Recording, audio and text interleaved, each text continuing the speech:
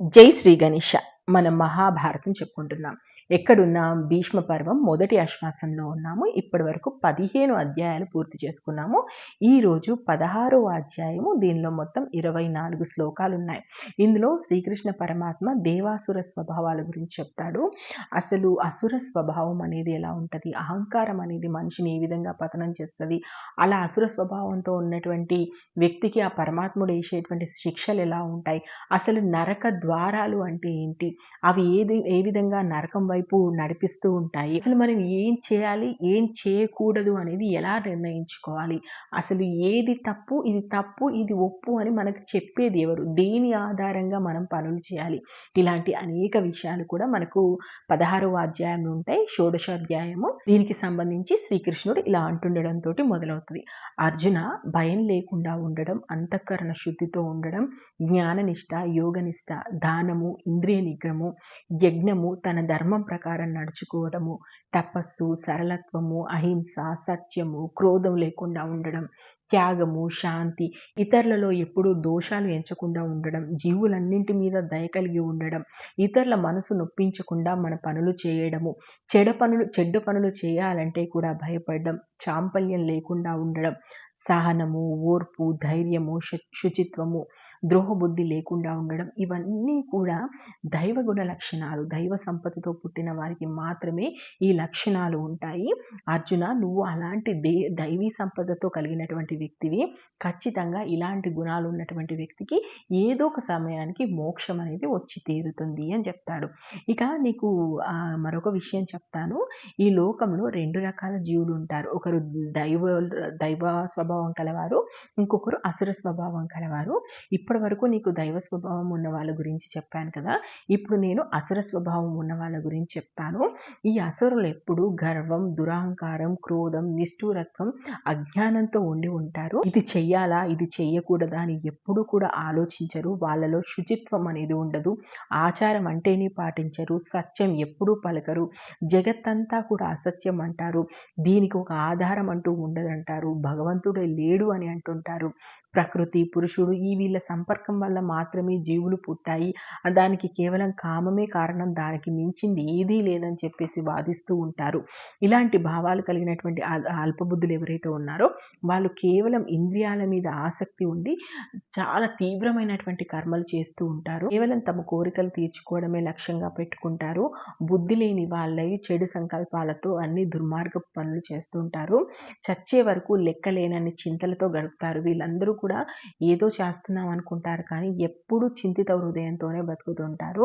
వీళ్ళు కామక్రోధాలకి, విషయభోగాలకి దాసులుగా మారిపోతుంటారు. అన్యాయంగా ధనం కూడబెట్టి నేనేదో సాధించాననుకుంటారు. ఇవాళ నాకు ఇది లభించిందని చెప్పేసి తెగ పొంగిపోతారు. ఈ కోరిక ఇప్పుడే తీర్చుకుంటానంటాడు, ఇంత నా దగ్గర ఉంది అని చెప్పేసి గొప్పలు చెప్పుకుంటారు. తక్కిన వాళ్ళు, తమకు ఎదురొచ్చిన వాళ్ళని హతమారుస్తూ ఉంటారు. నేనే ప్రభువుని, నేనే భోగుని, నేనే సిద్ధుని అని చెప్పుకుంటారు. బలవంతుణ్ణి, సుఖవంతుణ్ణి, నాకంటా గొప్పవాడు లేడు, నా అంత గొప్ప కులంలో ఇంకెవరూ పుట్టలేదు అన్నట్టుగా మాట్లాడుతూ ఉంటారు. ఇంకా ఈ మూడులు అజ్ఞానం కోసం యజ్ఞాలు చేస్తూ, యాగాలు చేస్తూ, దాన ధర్మాలు చేస్తున్నట్టుగా బయటికి మాత్రమే చెప్పుకుంటూ ఉంటారు. వీళ్ళు నిజానికి లోపట మాత్రం మూడులై చిత్తభ్రములై తిరుగుతూ ఉంటారు. వీళ్ళకి కేవలం విషయ భోగాల మీద తమను గొప్పవారు అనుకోవాలి అందరూ అనేటువంటి ఆసక్తితో మాత్రమే ఉంటారు. అందుకే వీళ్ళు ఎప్పుడైనా సరే ఘోరమైనటువంటి నరకంలో పడతారు. వీళ్ళను నేను ఎప్పుడూ చేరదీయను, నన్ను వీళ్ళు ఎప్పుడూ తెలుసుకోలేరు. ఈ చావు పుట్టుకల మధ్యలో వీళ్ళు కొట్టుకుంటూ ఉంటారు. ఇంకా ఇంకా ఇంకా అధమ జన్మల పాలవుతూ ఉంటారు. తమకు తామే గొప్ప అని చెప్పుకుంటారు. అదేవిధంగా ధనం ఉంది కాబట్టి నేను ఏమైనా చేయగలనని చెప్పేసి విర్రవీగుతుంటారు. అహంకారం, బలం, గర్వం, కామం, క్రోధం వీళ్ళని ఎప్పుడూ ఆశ్రయించి ఉంటాయి. అర్జున, కామము, క్రోధము, లోభము ఈ మూడే నిజానికి నరక ద్వారాలు, ఆత్మ నాశనానికి మూల కారణాలు. కాబట్టి ఈ మూడింటిని వదిలిపెట్టాలి. చీకటి ద్వారాలైనటువంటి ఈ మూడింటి నుండి విముక్తి పొందినటువంటి మనిషి ఖచ్చితంగా శ్రేయస్సును పొందుతాడు, చివరికి మోక్షాన్ని పొందుతాడు. అయితే అనుభవజ్ఞులు చెప్పిన దాని ప్రకారము శాస్త్రవిధుడు అతిక్రమించి తన ఇష్టం వచ్చినట్టు చేసేవాడికి మాత్రం సిద్ధి ఉండదు, సుఖం ఉండదు, ఉత్తమగతి ఉండదు. అందుచేత ఏది చెయ్యాలి, ఏది చెయ్యకూడదు అనడానికి శాస్త్రమే ప్రమాణం. ఈ లోకంలోకి వచ్చావంటే శాస్త్ర నిర్ణయమైనటువంటి కర్మ మాత్రమే నువ్వు చేయాల్సి ఉంటుంది.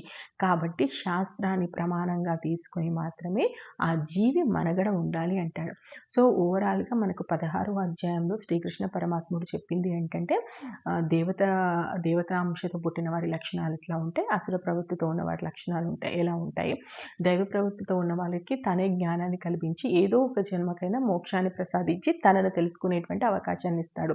కానీ అసుర ప్రవృత్తిలో ఉన్నవారు ఎప్పటికి కూడా ఆయనను తెలుసుకోలేరు. వాళ్ళు చచ్చి పుడుతూ రోజు అంటే చావు పుట్టుకలు చచ్చి పుట్టుతున్నటువంటి క్రమంలో అధమ జన్మలు పుడతారంటే ఇప్పుడు మనిషిగా పుడితే రేపు దోమగానో ఏదో అంటే చాలా చాలా అధమమైనటువంటి జన్మలు వాళ్ళు ఎత్తేలా చూసి వాళ్ళు ఈ చక్రంలో నుంచి బయటపడకుండా చేస్తాడనమాట భగవంతుడు. ఎప్పుడు కూడా భగవంతుడు అలాంటి వాళ్ళని చేరనివ్వడు. ఏదైతే కామం, క్రోధం, లోభం ఉన్నాయో ఇవే నరకానికి మార్గాలు. కాబట్టి ఈ మూడింటిని అధిగమించిన వాడు ఖచ్చితంగా మోక్షాన్ని చేస్తాడు. అయితే మానవ జన్మ ఎత్తిన వాళ్ళందరిలో కూడా ఒక సంశయం ఉంటుంది.